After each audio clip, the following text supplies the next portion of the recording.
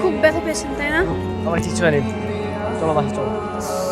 আপনার তো অনেকখানি কেটে গিয়েছে, না আমি ব্যান্ডেজ করে দিচ্ছি। আর ওকে চুপ করে বসুন, আমি খাবার দেখি। এলাকার সব মানুষ আমার ভয়ে সালাম দেয়, আর এই মেয়ের ভালোবাসি কথাটা বলতে যে আমার ঘাম ছেড়ে যেতেছে। না, যেমনি হোক ভালোবাসি কথাটা ওরা বলতেই হবে। আপনি কি কিছু বলতে চাচ্ছেন? জরুরি কথা ছিল।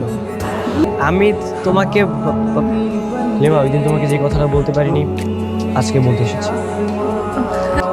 আর সেই মায়ের থেকে কখন যে ভালোবাসা তৈরি হচ্ছে আমি নিজেও জানি না। আমার না খুবই একা একা লাগছে, মনে হচ্ছে হৃদয়টাকে যেন চুরি করে নিয়েছে। তুমি কি পারবে আমার হৃদয়টা ফেরত দিতে? তুমি কি পারবে এই বিয়ের আসর থেকে আমার সাথে চলে যেতে? একবার কেন, আমি 100 বার রাজি। তাহলে চলো।